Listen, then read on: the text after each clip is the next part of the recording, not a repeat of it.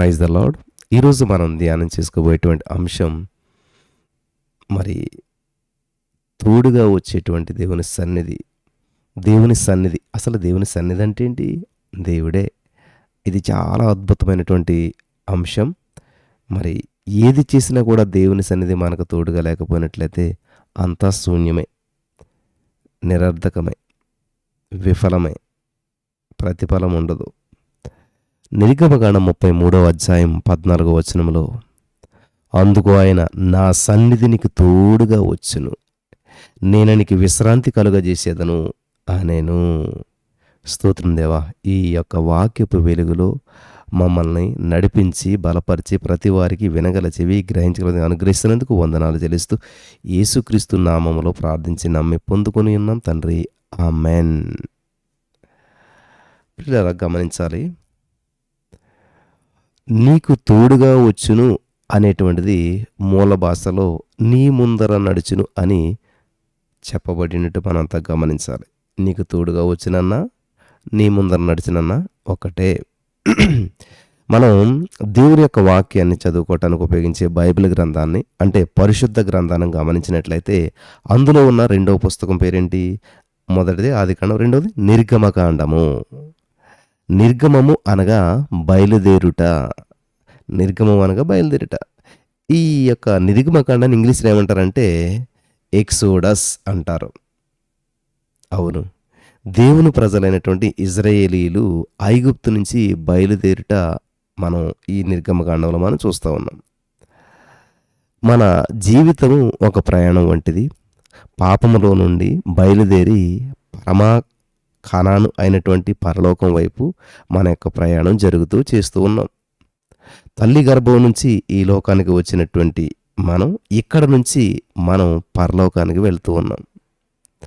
ఆ అరణ్యయాత్రలో మోసే నిట్టూర్పుతో నిండినటువంటి ప్రార్థన ఎలా ఉందనుకుంటున్నారు? నీ సన్నిధి మాకు తోడుగా రావాలి, నీవు మాకు ముందర నడవాలి అని ప్రార్థన చేస్తూ ఉన్నాడు.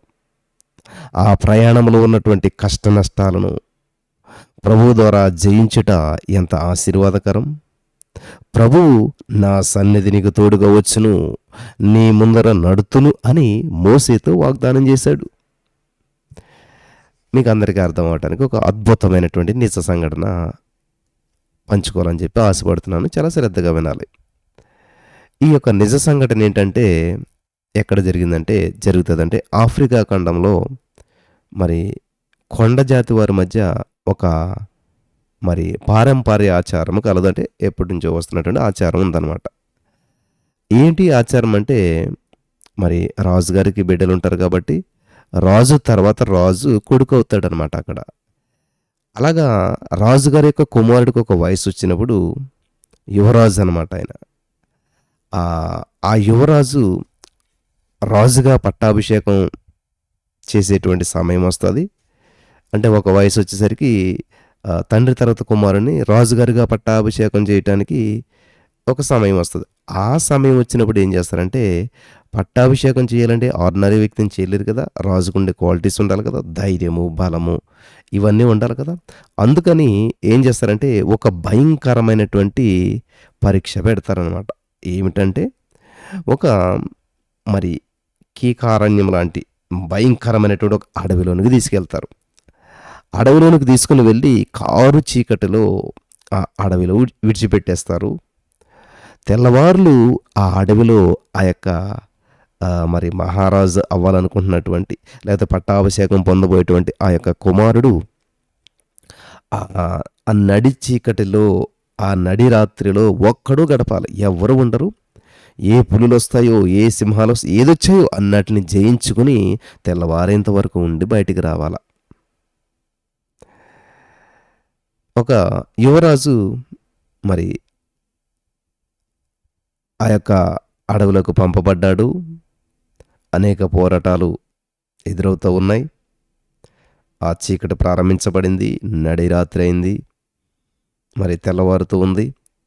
వెలుగు కమ్ముతూ ఉంది. ఇంకా అప్పుడు ఆ యొక్క యువరాజు గారు ఏం చేస్తున్నాడంటే అడవి గుండా ప్రయాణం చేశాడు. తెల్లవారిపోతుందని చెప్పి బయటికి రావటానికి ఇంటి వైపు నడవటం మొదలుపెట్టాడు. విచిత్రమైన విషయం ఏంటంటే, ఆ కుమారుడు ఏదో శబ్దాన్ని గమనించాడు. ఏందా శబ్దం అని చూసి ఆశ్చర్యానికి గురైపోయాడు. ఏంటంటే, తన వెనకాలే ఆ! తన పక్కనే ఆ! తను తన తండ్రిని గుర్తించగలిగాడు. హల్లెలూయా! వింటున్నారా ప్రియులారా? ఇక్కడ తండ్రి మరి కుమారుడికి ఏ ప్రమాదం జరుగుతుందో, ఏ శత్రువు వెంటాడతాడో, ఏ భయంకరమైన క్రూరమృగం వస్తూ పడతాదో అని ప్రొటెక్షన్‌గా తన కుమారుడి కంటే ముందుగానే వెళ్లి అక్కడ ఆ అడవిలో ఉండటం జరిగింది. కుమారునికి తెలియకుండా మరి కుమారునితోటే తెల్లవార్లు తండ్రి కూడా ఉన్నాడంట. హల్లెలూయా! మరి తెల్లవారుజామున ఆహ్, ఆ యొక్క తండ్రి, కుమారులిద్దరూ కలుసుకొని ఎంతో ఆనందించారంట. కాబట్టి ఈ రోజున నీకు ఎదురయ్యే సమస్యల్లో, ఇబ్బందుల్లో నిన్ను ఒంటరిగా విడిచే దేవుడు కాదు మన దేవుడు.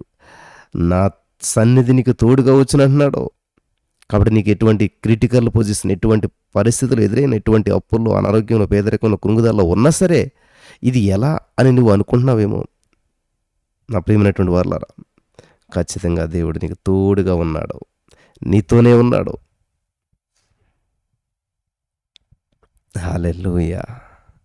ఈ లోకయాత్రలో ఒంటరి భావము, కీడు జరిగించే వారి వలన కలిగేటువంటి భయము, మాంత్రికులు, చేతబడి శక్తులు, ఇటువంటి వాటన్నిటిని గురించినటువంటి కలవరం మనకు కలుగుతూ ఉంది. కాదంటారా? అయితే ప్రభు, నేను నీకు ముందుగా నడుస్తున్నాను. నీవు భయం లేకుండా దాటిరా అని చెప్పి దేవుడు పిలుస్తున్నాడు. ఒక రాజు మరి బయలుదేరి వచ్చాడనుకోండి. ఒక రాజుగారు మరి ఎక్కడైనా పట్టణాన్ని దర్శించడానికో, లేకపోతే పరిపాలన పని మీద ఎక్కడికైనా వెళ్తున్నాడంటే, రాజుగారు ఏదో మోటార్ సైకిల్ వేసుకునో, బైక్ వేసుకునో, కారు వేసుకుని ఒక్కడే వచ్చేసాడు. ఒక రాజుగారు వస్తూ ఉన్నాడంటే, అతని ముందర సైనికులు, గుర్రపు రౌతులు, రథాలు, ఇలాగా ఇంత హడావుడి, హంగామా, ఇంత సెక్యూరిటీ ఉంటుంది. మరి రాష్ట్రపతి వస్తున్నాడంటే, దానికి ముందు ఎన్నో రకాల సిద్ధపాట్లు ఉంటాయి. హల్లెలూయా!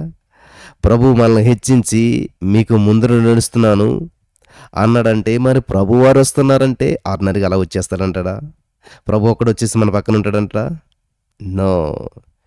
కెరూబులు, సెరాపులు, మేఘస్తంభాలు, అగ్నిస్తంభాలు మీ ముందర నడుచునని చెప్తూ ఉన్నాడు. In the name of Jesus. ఈ సత్యాన్ని మనం గ్రహించకపోవచ్చు. ఎస్, నా శ్రమలో నాకు తోడుగా ఉన్నాడు ఏసే అనుకుంటారంటే, ఏది నువ్వు మనసు, నీకు పక్కన ఒక మనసు ఉన్నాడు అన్నట్టుగా మాత్రమే అనుకుంటుంటారు చాలామంది. దేవుని సన్నిధి మనకు తోడుగా రావటం అంటే, దేవుడు మనకు తండ్రిగా ఉండటం అంటే, మన తండ్రి మనతో ఉండటం అంటే, ఇది చాలా చిన్న విషయంగా భావిస్తారు చాలామంది. ఒక రాజుగారు వస్తే అతనికి ముందు ఎంతో సైనికులు, గుర్రపు రౌతులు ఎన్ని ఉంటుంటే, ఒక రాష్ట్రపతికి ఎంత ఉంటుంటే, ఈ రోజున రాజులకు రాజు, ప్రభువులకు ప్రభు, ఈ లోకాధికారి అయినటువంటి దేవుడు మరి వస్తుంటే ఎవరుంటారండి? సెరూపులు, కెరాపులు, కెరూబులు, సెరాపులు, మేఘస్తంభాలు, అగ్నిస్తంభాలు, ఇవన్నీ కూడా నీకు ముందర నడుస్తూ ఉన్నాయి. In the name of Jesus. నమ్ముతున్నారా? ఇది సత్యం. Thank you Jesus. హల్లెలూయా! అది అంత అర్థం ఉందన్నమాట దేవుడు. నా సన్నిధి నీకు తోడుగా వచ్చినంటే అర్థం ఏంటంటే, కెరూబులు ఉంటారు, శరాపులు ఉంటారు, మేఘస్తంభాలు ఉంటాయి, అగ్నిస్తంభాలు ఉంటాయి, ఇవన్నీ నీ ముందర నడుస్తున్నాయి. హల్లెలూయా! మీక 2:13 ప్రాకారమును పడగొట్టువాడు వారికి ముందుగా పోవును, వారు గుమ్మమును పడగొట్టి దాని ద్వారా దాటిపోవుదురు, వారి రాజు వారికి ముందుగా నడుచును, యెహోవా వారికి నాయకుడుగా ఉండును. In the name of Jesus. నాయకుడు, మన తండ్రే మన నాయకుడు. మోసే చేసినటువంటి చిన్న ప్రార్థన చూడండి ప్రియులారా. నీ సన్నిధి మాకు తోడుగా రాని ఎడల, ఏమన్నాడండి? నీ సన్నిధి మాకు రాకపోతే అయ్యా అని చిన్న ప్రార్థన, అది ఒక చిన్న ప్రశ్న మోసే లేవనెత్తాడు. నీ సన్నిధి మాకు రాకపోతే అసలు మేము ఈ ప్లేస్ నుంచి వెళ్ళడం, తోడుకెళ్ళొద్దు, మమ్మల్ని ఈ స్థలం నుంచి తీసుకెళ్ళొద్దు యేసయ్యా అంటూ ఉన్నాడు. మమ్మల్ని ఈ స్థలం నుంచి తీసుకుని వెళ్ళొద్దు నీ సన్నిధి రాకపోతేని. నీ సన్నిధి మాకు రావాల్సిందే. నీవు మాతో కూడా రాకపోతే ఈ పాలు తేనెలు ప్రవహించే కానాను దేశం వద్దయ్యా. నువ్వు లేనటువంటి పాలు తేనెలు ప్రవహించే దేశం ఎందుకు? మాకు ఈ అరణ్యమే చాలు, ఈ అరణ్యమే మేలు. మణులున్నా మాన్యాలున్నా సిరులున్నా సంపదలున్నా మహోన్నతుడు లేకున్నా నీవు సున్నా వట్టి సున్నా. హల్లెలూయా. ఎన్నుంటే ఏం కావాలయ్యా? నువ్వు లేకపోతే ఎందుకు మాకు అవన్నీ? నువ్వు లేనటువంటి పాలు తేనెలు ప్రవహించే దేశం కంటే నీవు మాతో ఉన్న ఈ అరణ్యమే మాకు చాలు. అది ఆ మోసే గారి యొక్క మాటలో ఉన్న అద్భుతమైనటువంటి అర్థం. ఈ రోజు నువ్వు అన్నీ కలిగి ఉండి అశాంతితో జీవిస్తున్నావేమో. దేవుడు లేనటువంటి జీవితం వృధా. దైవ సన్నిధి లేనటువంటి గొప్ప ఆశీర్వాదాలు, లోక ఆధిక్యతలు, ధనధాన్యాలు, బంధుమిత్రుడు మాకొద్దు. దైవ సన్నిధానము లేనటువంటి సొదొమ గొమొర్రా ఎంత పుష్కలమైనదైనప్పటికీ అది మాకు వద్దు. హల్లెలూయా. ఆనాడు కుష్ఠరోగి కూడా ఒకడొచ్చి యేసుప్రభు వారి దగ్గర మోకరించి, ప్రభువా నీకిష్టమైతే నన్ను శుద్ధినిగా చేయవయ్యా. మత్తయి సువార్త 8:2 ఆ కుష్ఠరోగి చేసిన ప్రార్థన ఉంది. నీకిష్టం కాకపోతే నాకు ఈ స్వస్థత కూడా వద్దయ్యా, నీ సంపూర్ణ చిత్తమే నెరవేరనిమ్ము అంటూ ఉన్నాడు అక్కడ కుష్ఠవ్యాధి కలిగిన వ్యక్తి. హల్లెలూయా. దేవునికి స్తోత్రం కలుగును గాక. పరమ కానాను మనకు సమీపంగా ఉన్నది. ప్రభు రాకడ సమీపించి ఉన్నది. తన సన్నిధిని ఆయన వాగ్దానం చేసి ఉన్నాడు. కాబట్టి మనం సంతోషంగా సాగిపోదామా? పిల్లలు గమనించాలి. దేవుని సన్నిధిలో ఉన్న ఆశీర్వాదాలు మనం పరిశీలన చేసినట్లయితే ఒక 4 పాయింట్లు నేను మీతో పంచుకుంటాను. జాగ్రత్తగా రాసుకొని జాగ్రత్తగా హృదయంలో భద్రపరచుకోండి. దేవుని సన్నిధిలో ఉన్న ఆశీర్వాదాల్లో మొట్టమొదటిగా మనం గమనించినట్లయితే దేవుని సన్నిధి మనతో ఉన్నది అంటే దేవుని సన్నిధిలో ఏముంటుందంటండి? దేవుని సన్నిధిలో శక్తి ఉంటుంది. In the name of Jesus. హల్లెలూయా.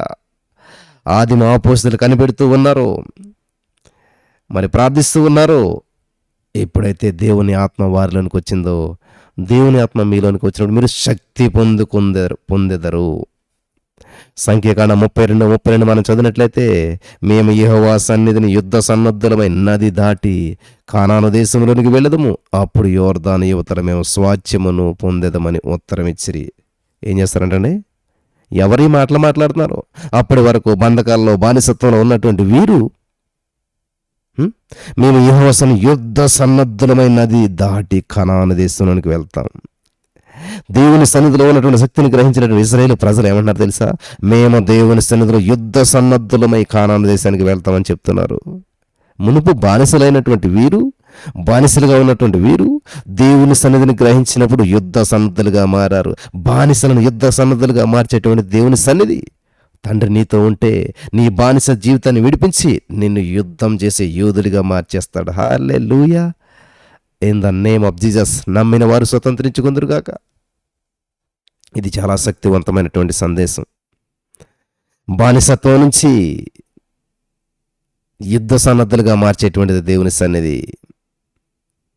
పూర్వం భయపడినటువంటి కుందేలు వలె ఉండినటువంటి వారిలో, భయంతో వణుకుపోయే కుందేలు వలె ఉన్నటువంటి వారు ఇప్పుడు దూకుతున్నటువంటి సింహం వలె మారిపోయారు. అవును, దైవ సన్నిధి ఎటువంటి పిరికి వారిని కూడా విశ్వాస వీరులుగా మార్చేస్తుంది. దేవుని సన్నిధి మనతో ఉంటే ఎటువంటి పిరికి వారినైనా, ఎటువంటి జ్ఞానం లేని వారినైనా, ఎటువంటి బలహీనలైన బలవంతులుగా మార్చేస్తుంది. దేవుని సన్నిధి అనగా దేవుడే. సైన్యములకు అధిపతిని యెహోవా మనకు తోడై ఉన్నాడు. కీర్తన 46:11. యాకోబు యొక్క దేవుడు మనకు ఆశ్రయం ఉన్నాడు. ఆమేన్. యుద్ధం జరుగుతూ ఉండగా ఏం చేస్తారు తెలుసా ప్రియులారా? యుద్ధాల్లో కానీ ఏదైనా గొప్ప గొప్ప కార్యాల్లో మీరు చాలా మన దేశం యుద్ధాలు ఇట్లా చూసినప్పుడు ముందేముంటుంది తెలుసా? ఆ యుద్ధంలోనూ ఆ దేశానికి సంబంధించినటువంటి జాతీయ జెండా, ఆ జాతీయ జెండా ముందు గంభీరంగా మోసుకొని పోతుంటుంటారు. ఆ యుద్ధానికి ముందు, ఆ యుద్ధానికి బాగా ముందుగా ఈ యొక్క సైన్యాలు, ఈ యొక్క సైన్యం ఉండి ఈ యొక్క జెండాను మోసుకొని వెళ్తారు. ఆ తర్వాత ఆ జెండా వెనకాల సైనికులు ఏం చేస్తారు? బోర్లు ఊదుకుంటూ వెళ్తారు. ఎప్పుడైతే మనందరికీ ముందుగా మన యొక్క దేశం యొక్క జెండా ఎగురుతూ బోర్లు ఊదుతారో, అప్పుడేమో తెలుసా? ఆ దేశాన్ని గురించినటువంటి వీరత్వం, ఆసక్తి సైనికుల యొక్క హృదయాల్లో రగులుకుంటుంది. ఆ జెండాను చూసినప్పుడు ఆ ఆ యొక్క హృదయంలో ధైర్యము, శక్తి పెరుగుతాయన్నమాట. దైవ ప్రసన్నత మన ముందర నడుస్తూ ఉన్నప్పుడు ఏమవుతుందో తెలుసా? ఎవరు మనల్ని ఎదిరించగలుగుతారు? దేవుని సన్నిధి మనతో ఉంటేని. అపవిత్రాత్మలను వెళ్ళగొట్టి, మంత్రశక్తులను విరగ్గొట్టి, లోకంలో ఉన్నవానికన్నా కూడా నాలో ఉన్నవాడు గొప్పవాడని చెప్పి ఘోషిస్తూ ఉంటాడు అది. దైవ సన్నిధి మీ ముందర నడిచినప్పుడు ఎర్ర సముద్రం 2 పాయలుగా చీలిపోతుంది. యోర్దాను వెనుకకు వెళ్ళిపోతుంది. ఎరుకో గోడలు కూలిపోతాయి. సూర్య చంద్రులకు ఆజ్ఞాపించగా అలాగే లోబడతాయి. దేవుని సన్నిధి గ్రహించినటువంటి దావీదు గొల్యాతును ధైర్యంగా జయించాడు. శద్రకు మేషకు అబేద్నెగోల వారు అగ్నిగుండంలో ఆనందంగా సంచరించారు. సింహాల బోన్లో దానియేలు గారు సంతోషంగా ఏ హాని పొందకుండా క్షేమంగా తిరిగి వచ్చాడు. దైవ ప్రసన్నతను గ్రహించినటువంటి దైవజనులు రాజ్యాలను జయించారు. బలహీనతలో బలం పొందారు. చనిపోయినటువంటి వారిని సజీవులుగా పొందారు. బలమైన అద్భుతాలను జరిగించారు. కీర్తన 18:29లో నీ సహాయం వలన నేను సైన్యమును జయింతును, నా దేవుని సహాయం వలన ప్రాకారమును దాటుదును. హల్లెలూయా. కీర్తన 9:4లో నీ సన్నిధిని నా శత్రులు వెనుకకు మళ్ళుదురు, వారు జోగిపడి నశింతురని దావీదు తన యొక్క విశ్వాసాన్ని వ్యక్తపరుస్తూ ఉన్నాడు. జ్ఞానులను సిగ్గుపరచుటకు వేరే వారిని ఏర్పరచుకున్నటువంటి వాడు బలహీనులను తన సన్నిధిలో బలంగా బలమైనటువంటి వారిగా తయారు చేసి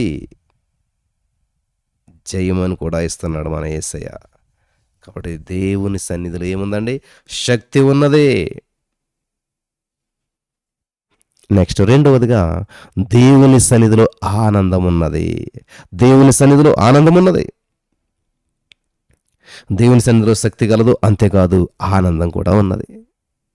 కీర్తన 16:11లో నీ సన్నిధిని సంపూర్ణ సంతోషం కలదు, నీ కుడి చేతిలో నిత్య సుఖములు కలవు. తండ్రి సన్నిధిలో బిడ్డలు సంతోషిస్తున్నటువంటి ప్రకారం దేవుని సన్నిధిలో మనమంతా కూడా ఆనందిస్తున్నాం. అక్కడ సంపూర్ణమైన ఆనందం కలదు, సుఖము కలదు. తప్పిపోయినటువంటి చిన్న కుమారుడు తిరిగి వచ్చినప్పుడు తండ్రి ఏరా పనికి మాలినోడు అనలేదు ఆయన్ని. తండ్రి ఏం చేస్తున్నాడు? ఎలా స్వీకరించాడంటే, కుమారుడిని నేను పనివాడిగా పెట్టుకున్నానంటే, నో, నిన్ను పనివానిగా కాదు కుమారుడిగానే స్వీకరిస్తాను అంటున్నాడు తండ్రి. ఇక్కడ తండ్రి మనసు గమనించాలి. తప్పిపోయిన కుమారుని తండ్రి కుమారుడిగా స్వీకరిస్తూ ఉన్నాడు. ప్రశస్త వస్త్రాలు, ఉంగరము, పాదాలకు చెప్పులు ధరింపజేశాడు. అక్కడ సంతోషం కనపడుతుంది. అంటాడు కదా కుమారుడితోటి, తప్పిపోయిన మన కుమారుడు తిరిగి వచ్చాడు, మనం సంతోషించుట మంచిది. మారు మనసు పొంది ఒక పాప నిమిత్తం పరలోకంలో మిక్కిలి సంతోషం కలిగినంట. దేవదూతల మధ్యను ఆ సంతోషం ఉండును. లోకసువార్త 15:7-10 కారు మేఘములను చూచినప్పుడు నెమళ్ళకు ఎంతో సంతోషం అంట. పిల్లలు గమనించాలి. మబ్బులు మేఘాలు పడుతున్నప్పుడు అంట నెమళ్ళు నాట్యమాడతాయంట సంతోషంతో. ఎందుకో తెలుసా? ఆ నెమలి తన రెక్కలను విప్పి చక్కగా నాట్యమాడుతుంది. అది చూసినప్పుడు టర్కీ బాతులు ఏం చేస్తాయి తెలుసా? అవి ఊరుకుండా ఉండలేవంట. ఈ టర్కీ బాతులు కూడా ఊరుకోకుండా ఉండకుండా ఏం చేస్తాయంట? అవి కూడా ఆడటం ప్రారంభిస్తాయంట. నెమళ్లకు కారు మేఘము ఎలాగైతే ఆనందాన్ని, సంతోషాన్ని కలిగించి నాట్యం చేసేలా చేస్తుందో, మనకు దేవుని సన్నిధి అట్లానే నాట్యం చేసేలా చేసేటువంటి దేవుని సన్నిధి. దేవుని సన్నిధిలో ఆనందం ఉంది. హల్లెలూయా. గమనించాలి ప్రియులారా, దేవుని సన్నిధిలో ఆనందం ఉంది.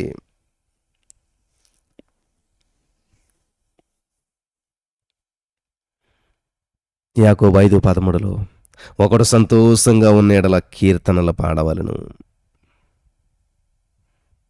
చూసారా? ఏం చేయాలి? కీర్తన పాడాలంట. ఒకప్పుడు దేవుని యొక్క మందసాన్ని దావీదు పట్టణంలోనికి తెచ్చినప్పుడు దైవ ప్రసన్నతను గ్రహించిన వాడు ఏం చేశాడు? నాట్యం ఆడసాగాడంట. సైనికులను, సైన్యాధిపతులను గురించి ఆలోచించలేదు. మరి ఈ యొక్క రాజుగారుగా ఉన్నారు కాబట్టి దావీదు గారు, నన్ను ఎంతమంది తేరి చూస్తున్నారు, నన్ను చూసినటువంటి ఈ స్త్రీలు ఎవరు అని చెప్పి తనను తేరి చూస్తున్నటువంటి స్త్రీల సమూహాన్ని గురించి సిగ్గుపడలేదు. తనను అవమానించిన తన భార్య అయినటువంటి మీకాలను చూచి, నీ తండ్రిని అతని సంతతిని విసర్జించి తన జనము మీద నన్ను అధిపతిగా నియమించుటకే నన్ను ఏర్పరచుకున్నటువంటి యెహోవా సన్నిధిని నేను ఇలాగ చేసి తిని యెహోవా సన్నిధి నేను ఆట ఆడి తిని అన్నాడు 2 సమూయేలు 6:21లో దావీదు. అనేక సార్లు ఘోరమైన పాపాలు, ఆ, ఆ పాపాలన్నీ అడ్డగించడం వల్ల దేవుని సన్నిధిని కోల్పోతున్నాం. అనేకులు ఇందువలన రక్షణానందాన్ని పోగొట్టుకుంటున్నారు. దావీదు బెత్షెబా వద్ద పాపం చేసినప్పుడు, ప్రభువా నీ సన్నిధి నుంచి నన్ను నెట్టివేయవద్దు, నీ ఆత్మను నాలో నుంచి తీసివేయవద్దు అని కన్నీటితో విజ్ఞాపన చేశాడు. కీర్తనలో 51:11లో. దేవుని సన్నిధిలో ఆయన యొక్క ప్రసన్నత, కృప, సంతోషము పొంగి పొర్లిపోతూ ఉన్నాయి. దేవుని సన్నిధి తీసివేయబడిన ఎడల బలము లేని వారైపోయి గాలి లేనటువంటి బురద వలె, గమనించాలి ప్రియులారా, గాలి లేని బూర వలె, తడిసిన కోళ్ల వలె మారతారు ప్రియులారా. కాబట్టి ఒకరోజు దేవుని సన్నిధి సంసోన్ని విడిచింది. అయినా సరే ఆ సంగతి ఎరుగక అతడు యథావిధిగా లేచాడు, బయలుదేరుతున్నాడు బయటికి. ఫిలిస్తీయుల చేతిలో పడిపోయాడు. అతని పరిస్థితి అంతా కూడా ఎంతో ఘోరమైపోయింది. దేవుని ప్రసన్నతను కోల్పోయినటువంటి రాజు అయినటువంటి సౌలు అంతం ఎంతో భయంకరంగా ఉంది. సహోదరులారా, స్నేహితులారా, ఈ వాక్యం వింటున్న ప్రతి వారితో దేవుడు మాట్లాడుతున్నాడు. ఎన్నడూ కూడా మీకును దేవునికి మధ్య పాపం అడ్డుగా రానయ్యొద్దు. దేవుని ప్రసన్నతలోను సంతోషంలోను నిలిచి ఉండాలి. ప్రతిరోజు ఉదయకాలమున దేవుని ప్రసన్నత సన్నిధి మీకు తోడుగా ఉండవలసిందిగా గోజాడాల. దేవా, ఈరోజు నీ సన్నిధి నాకు తోడుగా రావాల్సిందే అని మనం ప్రార్థించాలా. రోమా 14:17లో దేవుని రాజ్యము భోజనమును పానమును కాదు కానీ నీతియు సమాధానమును పరిశుద్ధాత్మ ఇందల ఆనందమై ఉన్నదంట. రక్షించబడి ఆత్మాభిషేకం పొంది దైవభక్తురాలుగా జీవించినటువంటి భార్యను ఆమె భర్త బలవంతం చేసి సినిమాకు తీసుకెళ్ళాడు. ఇది చాలామంది మీలో అనుభవిస్తున్నటువంటి పరిస్థితి. ఇది ఏంటంటే, రక్షించబడ్డారు, బాప్తిసం పొందారు, దేవుని ఆత్మచేత నింపబడ్డారు, భక్తులుగా జీవిస్తూ ఉన్నారు. అయితే భర్త బలవంతం చేసి సినిమాకి తీసుకెళ్ళిపోయాడు. సినిమా స్టార్ట్ అయింది, మొదలైంది. సినిమా స్టార్ట్ అయిన కొంతసేపటికి భార్య వైపు చూశాడు. ఆమె కళ్ళు మూసుకొని ప్రార్థన చేస్తుందంట. సినిమా హాల్కి అయితే తీసుకెళ్ళగలిగాడు కానీ, బాడీనైతే ఆయన తీసుకెళ్ళగలిగాడు కానీ, ఆమె మాత్రం కన్నులు మూసుకొని దేవుని సన్నిధిని అనుభవిస్తూ ప్రార్థిస్తూ ఉందంట. In the name of Jesus, హల్లెలూయా. నీవు దేవుని సన్నిధి చేత నింపబడినప్పుడు అది అగ్నిగుండమైనా, జైలైనా, సింహాల బోనైనా, ఎక్కడున్నా సరే నువ్వు దేవుని స్తుతిస్తూ ఉంటుంటావు. కన్నులు మూసుకొని ప్రార్థన చేస్తూ ఉందంట. భర్త అదిరిపడ్డాడంట. ఎందుకు అలా చేస్తున్నావు అని అడిగాడంట. సినిమాలో లేని ఒక గొప్ప సంతోషం దేవుని సన్నిధిలో ఉన్నదండి. ఇక్కడ నాకు సంతోషం అనిపించట్లేదు. ఇది చూస్తే ఏదో బాధ అనిపిస్తుంది. దీనికి మించిన సంతోషం నా దేవుని సన్నిధిలో ఉంది. In the name of Jesus. కాబట్టి ఈ సినిమాల్లో లేనటువంటి సంతోషం నా యేసయ్య సన్నిధిలో ఉంది. నేను ఆ సంతోషాన్ని బట్టి ఆనందిస్తున్నానని చెప్పగా భర్త ఆశ్చర్యానికి గురైపోయాడు.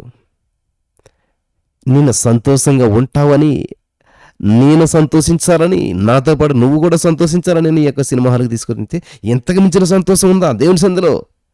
అయితే నేను కూడా అనుభవించాలి అని వెంటనే అక్కడే మోకరించి ఆయన కూడా కళ్ళు మూసుకుని దేవుని స్తుతించడం ప్రారంభించాడంట. In the name of Jesus, ఆమేన్. దేవునికి స్తోత్రం. హల్లెలూయా. ఆ భర్త ప్రభు వైపు ఆకర్షించబడ్డాడు, రక్షణ పొందాడు. సినిమా హాల్లో రక్షించబడ్డాడంట భర్త. సినిమా హాల్లో రక్షించబడినటువంటి భర్త సినిమా హాల్లో భర్తను రక్షించుకోగలిగింది. నేను సినిమాకి రాను, నేను దేవుని అట్లాంటివి ఏం చేయలేదమ్మా, వెళ్ళింది. కానీ భర్త మాటకు లోబడ్డదే, భర్త చెప్పినట్టుగా చేసింది. సినిమా హాల్కి వెళ్ళింది, సినిమాలో కూర్చుంది, కానీ సినిమాని చూడలేదు. నా సంతోషం సినిమాని బట్టి కాదు, నా సంతోషం దేవుని సన్నిధిని బట్టి, నా యేసయ్యని బట్టి. కీర్తన 46:4లో ఒక నది కలదు, దాని కాలువలు దేవుని పట్టణమును, సర్వోన్నతిని మందిరపు పరిశుద్ధ స్థలమును సంతోషపరుచుచున్నవి. ఆమేన్. హల్లెలూయా. విన్నరా? నెంబర్ 1, దేవుని సన్నిధిలో శక్తి కలదు. నెంబర్ 2, దేవుని సన్నిధిలో ఆనందం కలదు. నెంబర్ 3, దేవుని సన్నిధిలో అద్భుతములు. ఆమేన్. సంఖ్యాకాండం 17:7-8 మనం చదివినట్లయితే, సంఖ్యాకాండం 17 అధ్యాయం 7-8 వచనాలు మనం చదివినట్లయితే, ఒక నది కలదు, దాని కాలువల దేవుని పట్టణమును, సర్వోన్నతిని, మందిరపు పరిశుద్ధ స్థలమును. మోసే, ఇక్కడ సంఖ్యాకాండం 17:7-8 చూసినట్లయితే, మోసే వారి కర్రలను సాక్ష్యపు గుడారంలో యెహోవా సన్నిధిని ఉంచెను. మరునాడు మోసే సాక్ష్యపు గుడారంలోనికి వెళ్ళి చూడగా, లేవి కుటుంబముదైనటువంటి అహరోను కర్ర చిగిర్చి ఉండెను. అది చిగుర్చి పువ్వులు పూసి బాదము పండ్లు గలదాయను. ఆమేన్. వండర్ ఏంటంటే, ఎండిపోయిన కర్రను పెడితే అది చిగిర్చి పువ్వులు పూసి కాయలుగా చేసిందంట, ఫలాలు ఫలించేసిందంట. ప్రత్యక్షపు గుడారం అంతా కూడా దేవుని సన్నిధితోనూ ప్రసన్నతతోనూ నింపబడి ఉన్నది. అక్కడ అతి పరిశుద్ధ స్థలములో అహరోను గారి కర్ర ఉంచబడ్డదంట. హల్లెలూయా. ఆ యొక్క కర్రను ఉంచినప్పుడు ఏమైందంట? అద్భుతాలు జరిగాయి. ఆ కర్ర చిగురించింది, పువ్వులు పూసింది, బాదం పండ్లు కలిగిందయింది. మొదట చిగురించి సువాసననిచ్చు అనుభవం కలిగింది. మొదట చిగురించింది, సువాసనిచ్చే అనుభవంలోనికి వెళ్ళింది. తర్వాత ఫలించే జీవితం. ఇవన్నీ కూడా దేవుని సన్నిధానం నుంచే మనకు వస్తూ ఉన్నాయి. ఎండిన కర్రను చిగురింపజేసేటువంటి వాడు, ఎండిన కర్ర చిగురింపజేసేటువంటిది దేవుని సన్నిధి. ఆమేన్. ఎండిన ఎముకలను బ్రతికించినటువంటి వాడు, ఎండిన హృదయాన్ని ఉజ్జింపజేసేటువంటి వాడు మన దేవుడు. యెషయా 40:29 సొమ్మశీలిన వారికి బలమిచ్చేవాడు ఆయనే, శక్తిహీనులకు బలాభివృద్ధి కలుగజేవాడు ఆయనే. వేరు లేకుండా, ఆకులు లేకుండా ఎండిపోయిన కర్ర అద్భుతంగా చిగురించింది. అంతేకాదు, అది పువ్వులు గలదై సువాసనిచ్చింది. ప్రభువు నీకు ఒక అద్భుతం చేసి నిన్ను ఆయనకు పరిమళ వాసనగా చేయి నిమిత్తం బ్రతికించాడు. దేవుని యందు భయభక్తులు కలిగిండట పరిమళ వాసనగా ఉండునని యెషయా 11:3 సెలవిస్తోంది దేవుని వాక్యం. 2 కొరింథీ 2:15 మనం చూసినట్లయితే, రక్షించబడు వారి పట్లను, నశించు వారి పట్లను మేము దేవునికి క్రీస్తు సువాసనై ఉన్నాం. 2 కొరింథీ 2:16 మనం చూసినట్లయితే, నశించు వారికి మరణార్థమైనటువంటి మరణపు సువాసనగాను, రక్షించబడి వారికి జీవార్థమైన జీవపు సువాసనగాను ఉన్నాం. కాబట్టి ఇటు సంగతులు మరి చాలిన వాడెవడు? ఇటువంటి సంగతులకు చాలిన వాడెవడు? చిగుర్చిన కర్ర సువాసనిచ్చి వికసించింది, తర్వాత ఫలాలిచ్చింది. మీరు ఆత్మ ఫలాలను ఇస్తారా? మీరు ఆత్మ ఫలాలు ఉన్నాయా? ప్రేమ, సమాధానం, దీర్ఘశాంతం, దయాళుత్వం ఆత్మఫలాలు ఉన్నాయా? అయితే ఆత్మఫలం ఏమనగా ప్రేమ, సంతోషం, సమాధానం, దీర్ఘశాంతం, దయాళుత్వం, మంచితనం, సాత్వికం, ఆశానిగ్రహం. ఇట్టి వాటికి విరోధమైన నియమమేదీ లేదు. గలతీ 5:22-23 వచనాల్లో ఈ విషయాలు పొందుపరచబడ్డాయి. దేవుని సన్నిధిలో 3 రకాలైన అద్భుతాలు కలవు. అవి మన ప్రాణాత్మ శరీరంలో జరుగుతున్నాయి. చిగురించే అద్భుతాలు, సువాసనిచ్చే అద్భుతాలు, ఫలించే అద్భుతాలు. యేసుక్రీస్తు వెళ్ళిన చోట్లెల్లా కూడా అద్భుతాలు జరిగాయి. గురిటివారు చూపు పొందారు, చెవిటివారు విన్నారు, కుంటివారు నడిచారు, సువార్త ప్రకటించబడింది. పేతురు గారి నీడ ద్వారా కూడా, అపోస్తలుడైన పౌలు గారి చేతి గుడ్డల ద్వారా కూడా, నడికట్ల ద్వారా కూడా ప్రభు బలమైనటువంటి అద్భుతాలు చేశాడు. టిఎల్ఎస్ బార్న్ టిఎల్ఎస్ బార్న్ గారు అని చెప్పి టిఎల్ ఆస్బార్న్ గారని ఒక భక్తుడు ఆఫ్రికా ఖండంలో ఏం చేశాడంటే, ఆయన కూటాలు జరిగాయంట. టిఎల్ ఆస్బార్న్ గారి యొక్క కూటాలు, చాలా గొప్ప సేవకుడైన, ఆఫ్రికా ఖండంలో ఆ కూటాలు జరిగాయి. ఆ కూటాలు జరిపినప్పుడు ఒక హెలికాప్టర్లో ఆయన ఎక్కించి ఆ ప్రాంతం అంతటిని కూడా చూపించారంట. ఆ హెలికాప్టర్ నీడ పడి అనేకులు రక్షించబడినట్లుగా సాక్ష్యాలు వచ్చాయి. ఆ హెలికాప్టర్ నీడ ఎక్కడైతే పడిందో వాళ్ళందరూ రక్షించబడ్డారంట. ఎందుకంటే అక్కడ దేవుని సన్నిధి కనబడ్డది. In the name of Jesus. హల్లెలూయా. నెంబర్ 1, దేవుని సన్నిధిలో శక్తి ఉంది. నెంబర్ 2, దేవుని సన్నిధిలో ఆనందం, సంతోషం ఉంది. 3వది, దేవుని సన్నిధిలో అద్భుతములు. ఆమేన్. చివరిగా దేవుని సన్నిధిలో ఘనత, ప్రభావములు ఉన్నాయి.